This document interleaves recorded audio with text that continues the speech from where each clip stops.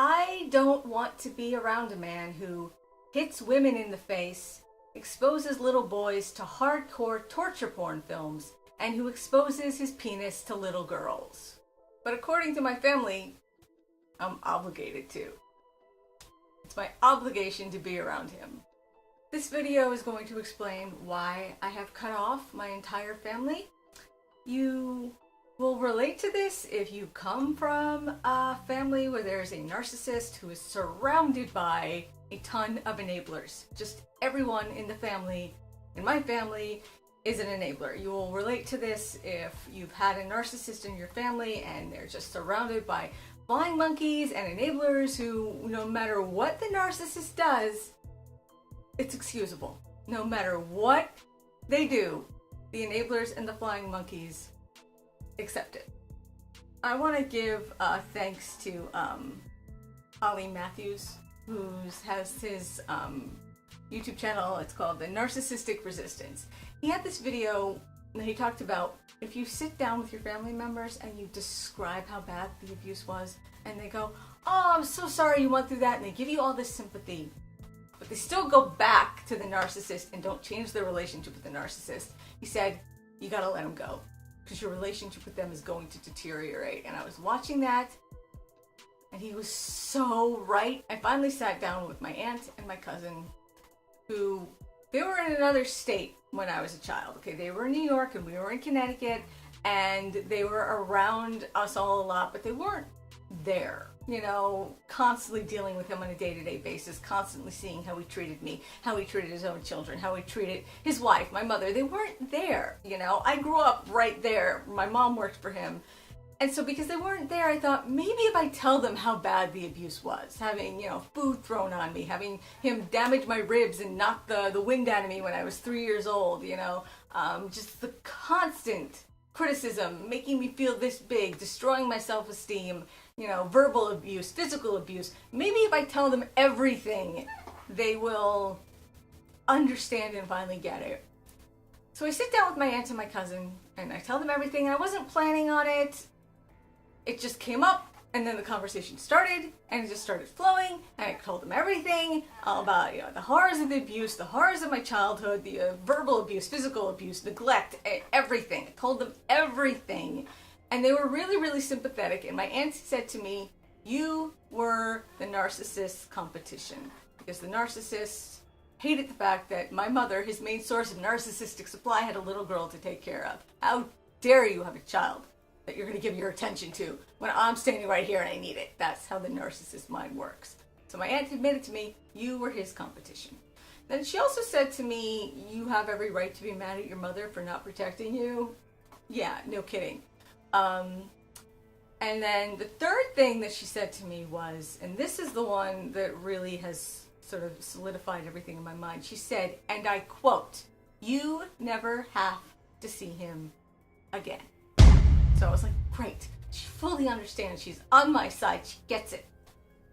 2 months later, I'm at her house for Easter, and I hear her on the phone with the narcissist's son talking about the narcissist's upcoming birthday party and how she's going to his party and she can't wait to see everybody. And I was like, oh, I was in the bedroom next to hers, because that's where me and my husband were staying. And I heard her say that, and I was just kind of like crushed in a way that she would want to associate with him after everything I told her. And then a year after that, my cousin's getting married.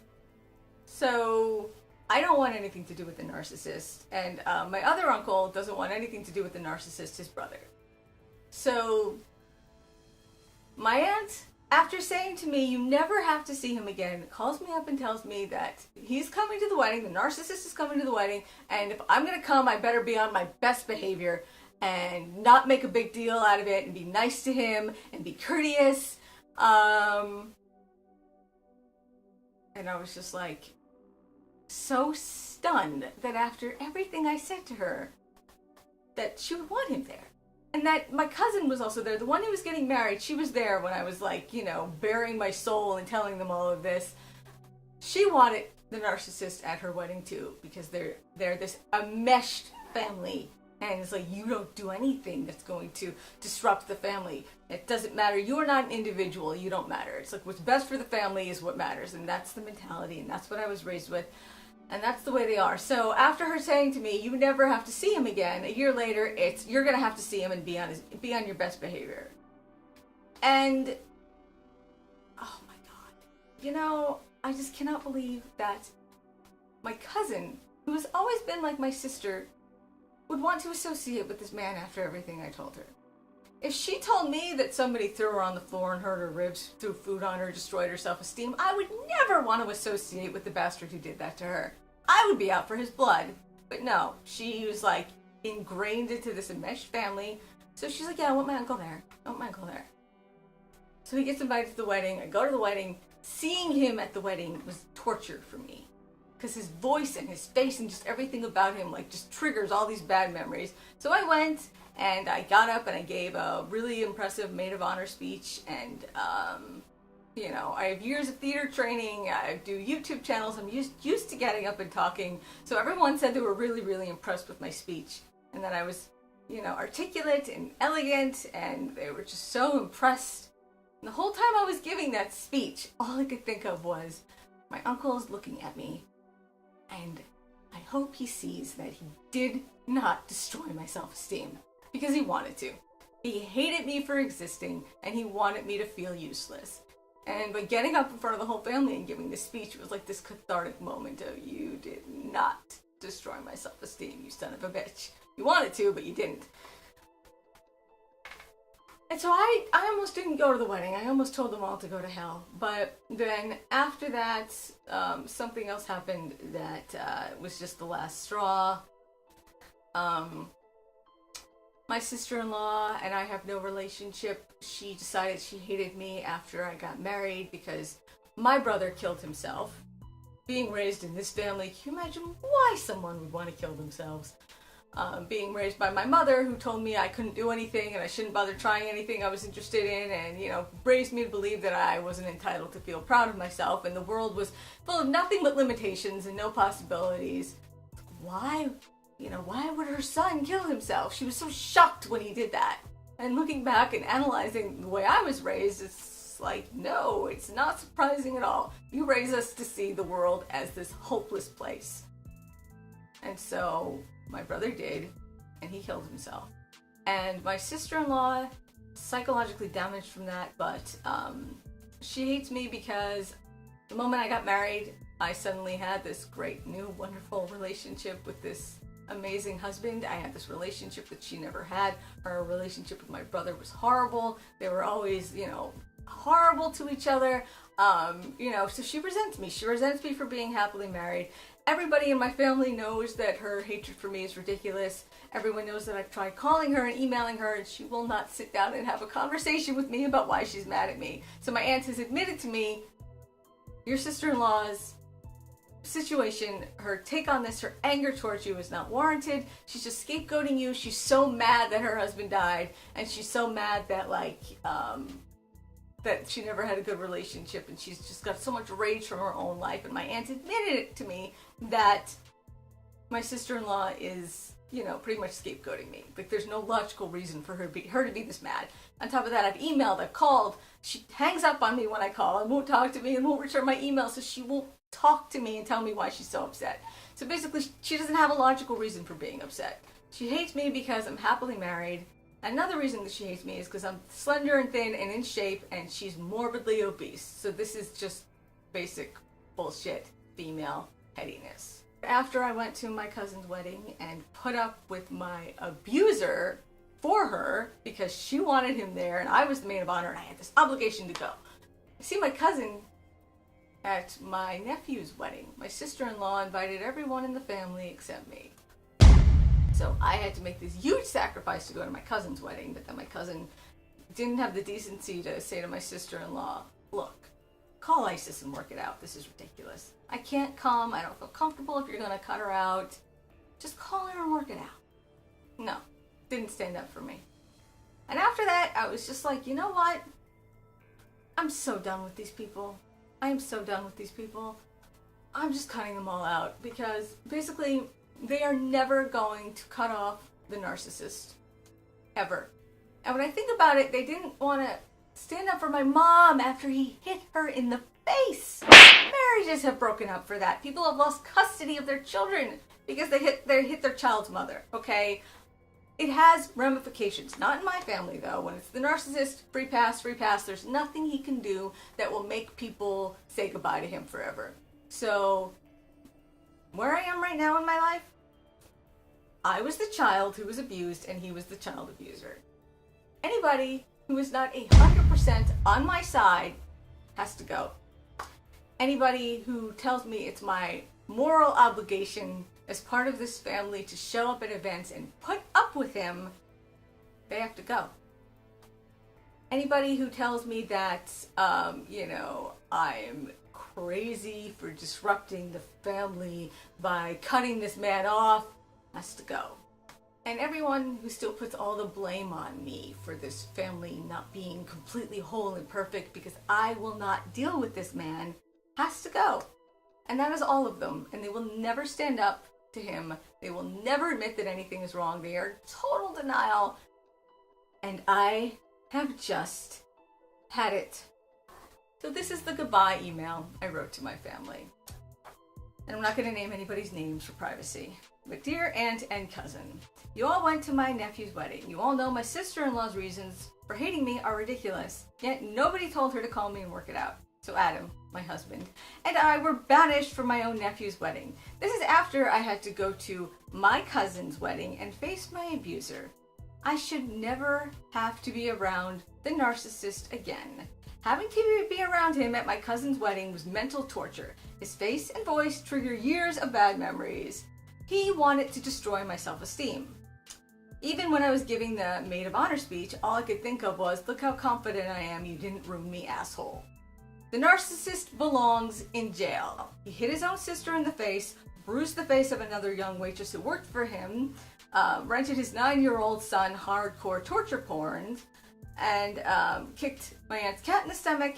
His behavior toward me, my mother, his 2 sons, his wife, and all the women who worked for him was way worse than immoral. It was criminal. He belongs behind bars. When I told you how bad the child abuse I endured was, you said to me, and I quote, you never have to see him again. Then a year later, I have to see him at my cousin's wedding. Then you invited him to her shower. My family keeps making me feel like it's my obligation to be around my abuser, yet nobody will stand up for me under any circumstances. Please do not call, text, or email me. I need a nice long break from all of you. You're right. I never have to be around him again. If the rest of you go with him, so be it. So my cousin's pregnant right now. The narcissist got invited to her wedding. He got invited to her baby shower. Yeah, keep inviting him. Invite him to your daughter's, first and second and third birthday party. Let him be around her when she's really, really young, the most vulnerable age. Brilliant. And I know she will, because she's an enabler, like everybody else, and will never admit there's anything wrong with this man. So her daughter's gonna get exposed to this monster, and there's nothing I can do. Fucking brilliant people. So that is why I essentially want nothing to do with my family. My family now is my husband, his parents, our cats, and the wonderful group of friends that I have. I was talking to my mother-in-law, and she said, get rid of these people, cut them out of your life. I love my mother-in-law.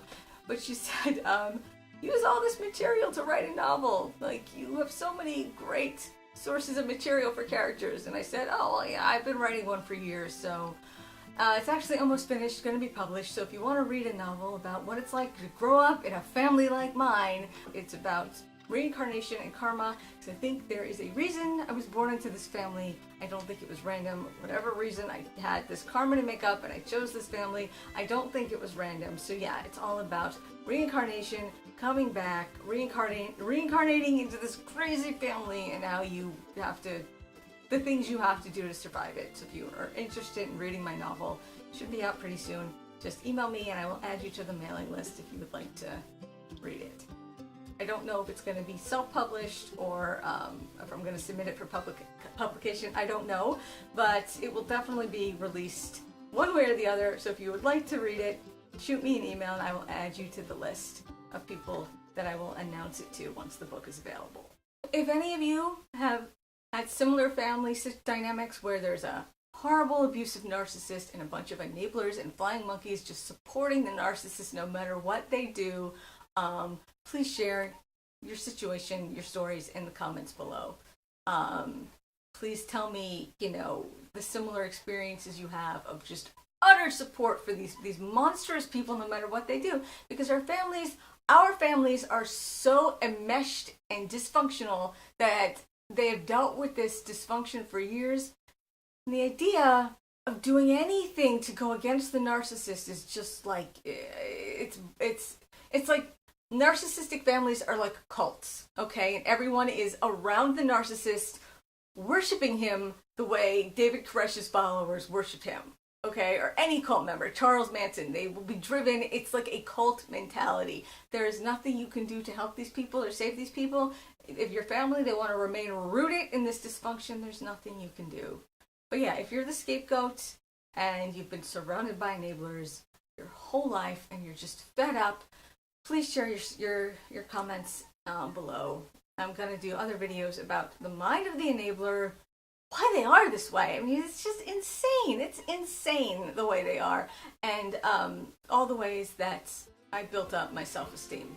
If I look back at how I grew my self-esteem, it was basically the moment I cut the narcissist off, I can see a slow progression of my self-esteem increasing little by little. So I'm going to leave videos about all the spiritual work I did to do that. And at this point in my life, I have too much self-esteem, too much self-respect, and too much confidence to put up with any more of my family's ridiculous, toxic bullshit. So thank you for listening. Please subscribe if this is relatable to you. Please leave a comment below if it's relatable to you, and I will see you guys in future videos where I will talk about how you can heal yourself emotionally and mentally, and things that I did. So thank you so much for listening. Bye guys, blessed be.